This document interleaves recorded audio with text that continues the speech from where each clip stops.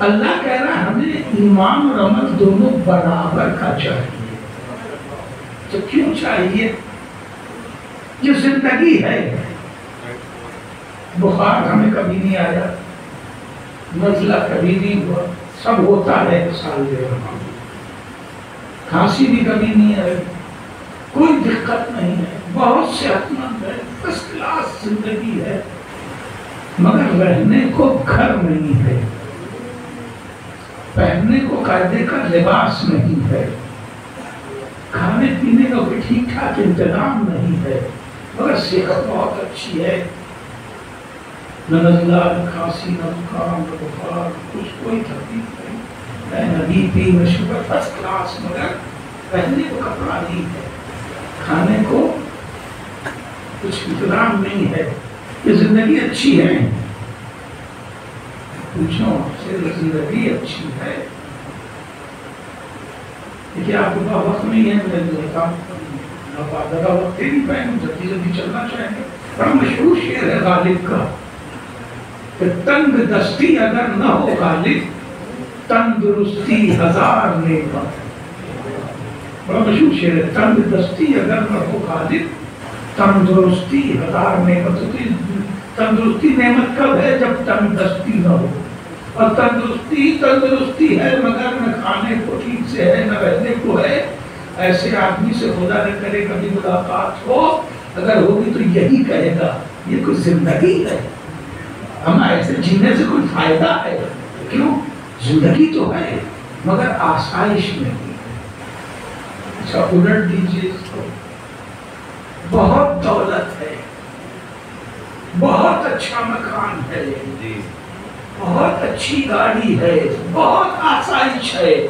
Doctor نے کہہ دیا کچھ کھائیے گا نہیں. دیکھیے لمبا سفر مت کیجیے گا، بی پی آپ کا بہت جلدی شوٹ کرتا ہے، ہوائی جہاز سے مت چلیے گا، کار سے کوئی لمبا سفر مت کیجیے گا. زیادہ تر بیسٹ ریسٹ پہ رہیے. اور دیکھیے اے سی بہت دیر مت چلائیے گا. اس سے پوچھئے بھیا ماشاءاللہ اللہ اچھا رکھے، گھر ہے، گاڑی ہے، گھوڑا ہے، اے سی ہے، گانا ہے، فریج ہے، سب کچھ ہے، دنیا بھر کے پھل ہی پھل ہے. وہ کہے گا بھائی یہ کوئی زندگی ہے؟ تو بھیا کیا ہوا؟ سب تو ہے. کا پھل ہے تو کھانے پہ پابندی، کھانا ہے تو کھانے پہ پابندی، گاڑی ہے تو جانے پہ پابندی. معلوم یہ ہوا کہ آسائش بھی چاہیے، حیات بھی چاہیے. بھائی میرا جملہ اب رائے گا مت کیجیے گا. اچھی جینے کے لیے حیات بھی چاہیے، آسائش بھی چاہیے. حیات ہو آسائش نہ ہو تو جینا بیکار. آسائش ہو مگر حیات کی پابندیاں ہو تو جینا بیکار ہے. اللہ نے یہ کہا ہے کہ تم ایمان لے کے آؤ گے تو ہم تمہیں حیات دیں گے، عمل لے کے آؤ گے تو تمہیں آسائش دیں گے.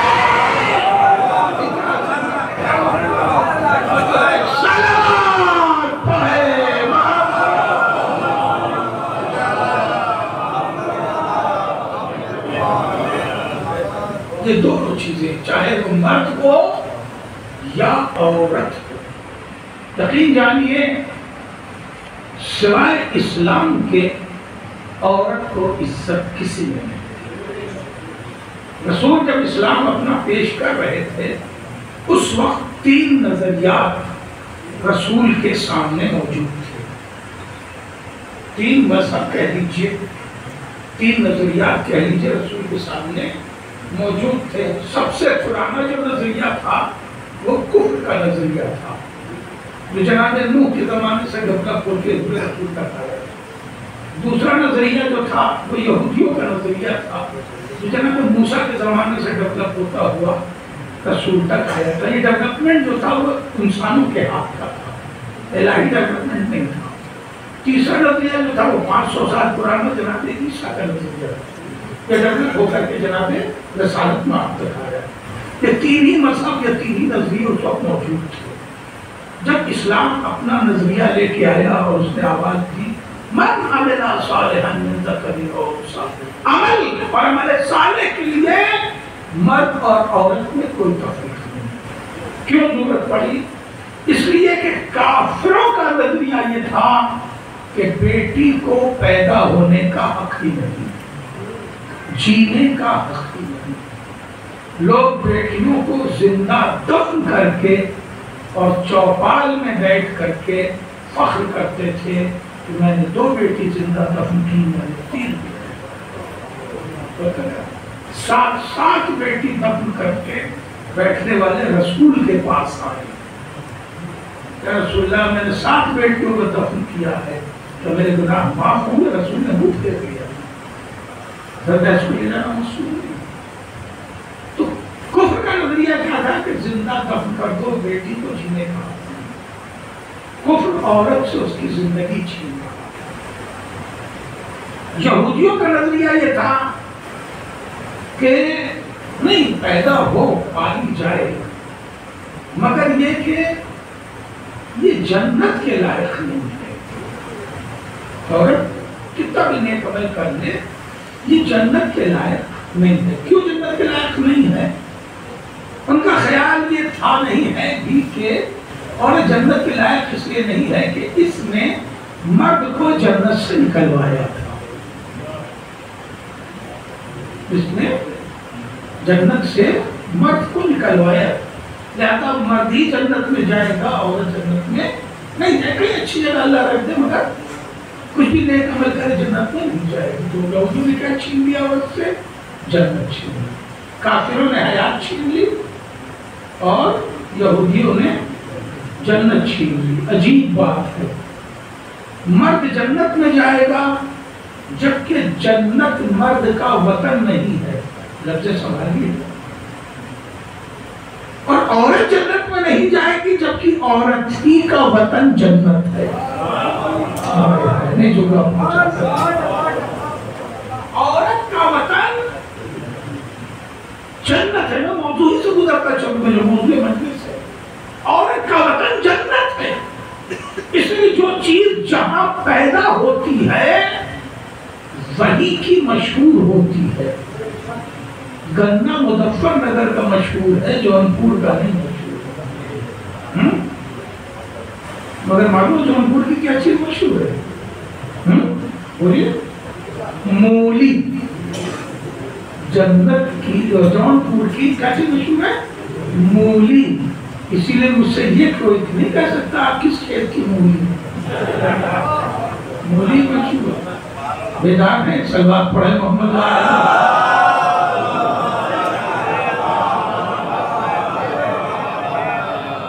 ظاہر ہے کہ وہاں ایک ایک مولی 10-10 کیلو تک کی ہو جاتی ہے۔ کبھی دیکھیے آپ نے بھی دیکھی، وہاں مشہور ہے۔ ایسا کرنا ہمارا نہیں ہو سکتا۔ میرے ساتھ آگے 7-12 مختلف تھا آپ کو کہ جو چیز جہاں پیدا ہوتی ہے وہی کا اثر رکھتی ہے، وہی کا مزاج رکھتی ہے، وہی کی طبیعت رکھتی ہے۔ انسان کو اللہ نے جنت میں نہیں بنایا، انسان کو اللہ نے بنایا ہے آسمانوں پر، کہیں آسمانوں پہ بنایا، وہی رکھا، فرشتوں کی گزرگاہ پہ رہا، فرشتے آتے جاتے دیکھتے تھے کہ اچھا یہی صاحب جو خلیفہ بننے والے ہے نا۔ ابلیس اکثر مذاق اڑایا کرتا تھا، توجہ ہے آپ کی، تو آسمانوں پہ کہیں بنایا۔ ادب کے لحاظ سے عرض کر رہا ہوں، آسمانوں کا مزاج ہے سخت گیری، آسمانوں کا مزاج ہے تندئی، تندخوئی، آسمانوں کا مزاج ہے طاقت، یہ مرد میں پایا جاتا ہے۔ اگر طاقت کا استعمال ترشروئی، تندخوئی، سخت مزاجی آدمی میں، مردوں میں پایا جاتا ہے۔ کیوں؟ اس لیے کہ یہ آدم کی اولاد ہے، آدم کے بیٹے ہیں، اور آدم کہاں پیدا ہوئے؟ آسمانوں پہ کہیں۔ اور قرآن یہ کہہ رہا ہے کہ ہم نے جنت کو سکون کے لیے بنایا ہے۔ اب جملہ رائے گا نا ناظرین ہو، جنت کو سکون کے لیے بنایا ہے۔ جب جناب آدم کو اللہ نے بھیجا ہے جنت میں، ایک زمانہ رہتے ہوئے ہو گیا، گھبرا کے کہنے لگے پالنے والے تیری جنت میں مزہ نہیں آ رہا ہے، کوئی ہے ہی نہیں کہ جس سے ہم گفتگو کریں، جس سے ہم باتیں کریں، جس سے ہم بتائیں کہ تیری جنت کتنی خوبصورت ہے، جس سے ہم شیئر کریں اپنی باتیں۔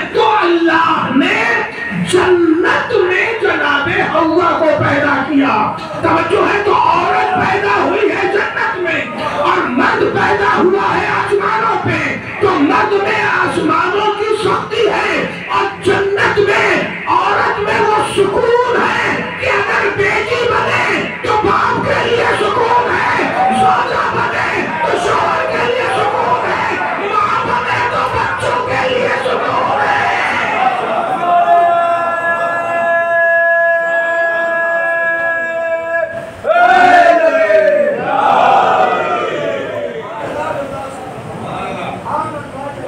جو جنت ہی جس کا وطن ہے، ماتر بھومی یہودی اسی سے اس کو چھین رہے ہیں، یہ جگہ میں نہیں جا سکتی۔ عیسائیوں کا نظریہ کیا تھا تو کیا ہے کہ نہیں، عورت محترم تو ہے مگر صرف وہی عورت محترم ہے جو ترک دنیا کر دے۔ آج بھی ملیں گی ایسی عورتیں آپ کو چرچ کے آس پاس جو ایک مخصوص لباس میں ہوتی۔ آپ نے کبھی لال کپڑے میں دیکھا نہیں، کوئی گرین ٹائٹ گرین کپڑا پہنتی، نیلے میں دیکھا نہیں، تو بیچاری نہ وہ لال پہن سکتی، نہ نیلا پہن سکتی، نہ بیگنی پہن سکتی، نہ اڑا پہن سکتی، بہت سارے کلر نہیں پہن سکتی۔ کیوں؟ انہیں ترک دنیا کرنا، ہر قسم کا کھانا نہیں کھا سکتی کیونکہ ترک دنیا کرنا ہے۔ بیٹی بن کے باپ کی خدمت نہیں کر سکتی، زوجہ بن کے شوہر کی خدمت نہیں کر سکتی، ماں بن کے بچوں کی پرورش و تربیت نہیں کر سکتی۔ کیوں؟ انہیں ترک دنیا کرنا ہے اور اپنے کو معبد کے حوالے کر دینا۔ تو عیسائیوں نے کیا چھین لیا عورت سے؟ اس کی زندگی۔ نہ بیٹی بن کے جیے، نہ زوجہ بن سکے، نہ ماں بن سکے، نہ بیٹوں کی خدمت، نہ شوہر کی خدمت، نہ باپ کی خدمت۔ ترک دنیا۔ اگر ترک دنیا کر دے تو محترم ہے، ورنہ محترم نہیں ہے۔ اسلام نے اپنا جب نظریہ دیا، توجہ، اسلام نے جب اپنا نظریہ دیا تو کہا کافروں سنو، تم نے بیٹی سے اس کی زندگی چھینی ہے، ہم اسلام کے پلیٹ فارم سے ایک ایسی بیٹی کا کردار دیں گے جس کے لیے باپ جناب کو کھڑا ہوگا۔ صلوات پڑھے محمد۔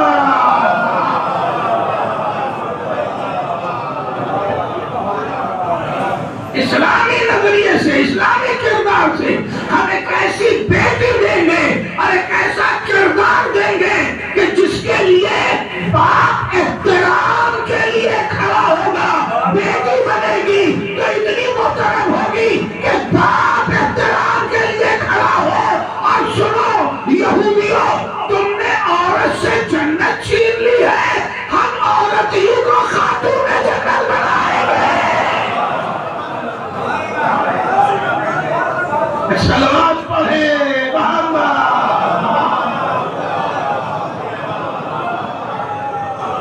ہم عورت ہی کو خاتون جنت بنائیں گے۔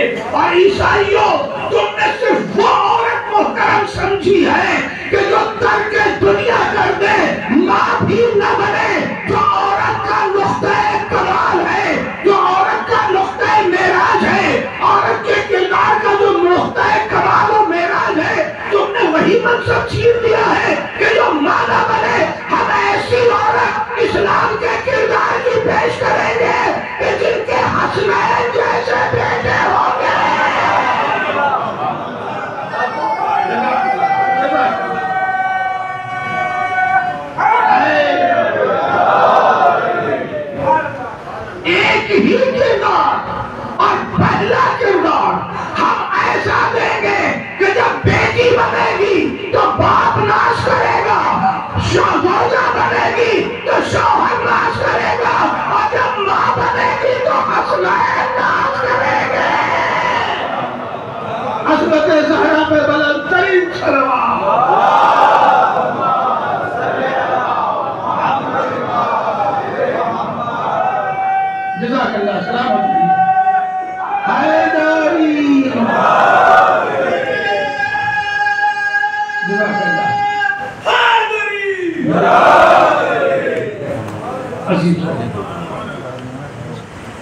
میں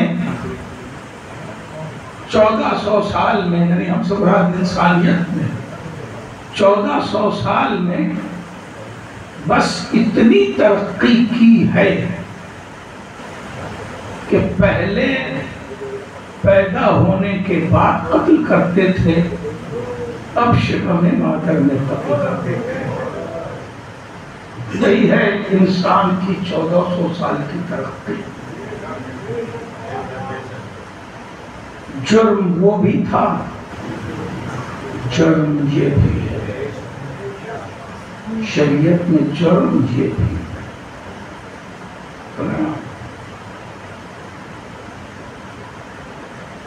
قرآن میں کہا ہے کہ ہم روز محشر بیٹیوں سے پوچھیں گے کہ بتاؤ تمہیں کس جرم میں قتل کیا گیا۔ قرآن کی آیت کھلی ہوئی ہے، اس ترقی سے ڈریے۔ بیٹیاں رحمت ہیں، میں نے گفتگو شروع یہیں سے کی، بیٹیاں رحمت ہیں۔ روز محشر اللہ ان کے بارے میں آپ سے کوئی سوال نہیں کرے گا، تم نے کتنے لقمے کھلائے، کتنی تربیت کی، اس پہ کیا خرچ کیا، کوئی سوال نہیں۔ اچھی تربیت کرو، تمہارے لیے دنیا میں بھی رحمت ہے، آخرت میں بھی رحمت ہے۔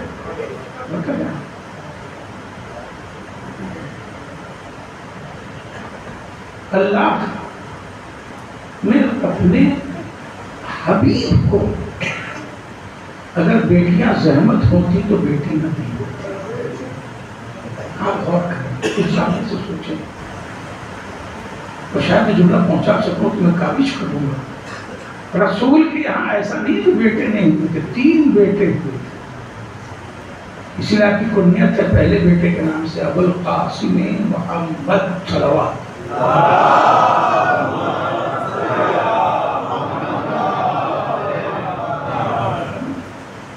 پہلا بیٹا انتقال، دوسرا بیٹا انتقال، تیسرا بیٹا انتقال۔ اگر مصطفیٰ اپنے اللہ سے کہتے پالنے والے ایک بیٹا رہنے تو دے، دنیا ہمیں ذلت کا تانا دے رہی ہے، اب تک کہہ رہی ہے۔ یہ لفظ ہم 10 بار پڑھیں، آپ کے اثر شاید نہ ہوگا، اس لیے کہ آپ عربی زبان کی نزاکتوں سے واقف نہیں ہیں، ہم واقف نہیں ہیں۔ وہ رسول جو پتھر کھا کے، گالیاں سن کے، کبھی بھی کبیدہ خاطر نہیں ہوئے، مگر بس ایک بار اس کافر نے ابتر کہہ دیا تھا تو رسول روتے ہوئے گھر واپس آئے۔ اب سوچے رسول کے دل پر اس لفظ کا کتنا سخت اثر پڑا، کتنا برا لفظ اس کے لیے رسول کی اس نے استعمال کیا۔ رسول روتے ہوئے واپس آئے اور دروازہ بند کر کے 2 دن گھر سے نہیں نکلے۔ تب سورہ کوثر نازل ہوا۔ میرے حبیب آپ ایک لفظ سے اتنا مایوس ہو گئے کہ آپ نے گھر سے نکلنا بند کر دیا ہے۔ میرے رسول آپ کا اللہ کہہ رہا ہے، آپ کی نسل کثیر ہے، جو ابتر کہہ رہا ہے مجھے ابتر بنا دیں گے۔ جملہ بولنا چاہیے، جو آپ کو ابتر کہہ رہا ہے، مختون نسل کہہ رہا ہے، ہم اسے ابتر بنا دیں گے۔ آپ کو تو ہم نے نسل کثیر دی ہے، میں تم سادہ جب آ رہا والو تو تم جملہ قبول کر لو۔ اللہ نے مصطفیٰ سے وعدہ کیا تھا کہ ہم نسل کثیر دیں گے۔ ساری دنیا میں زہرا کی نسلیں موجود ہیں، ساری دنیا میں زہرا کی نسلیں موجود ہیں۔ اب تک کہنے والے کا شجرہ کہیں نہیں ملتا۔ صلوات پڑھے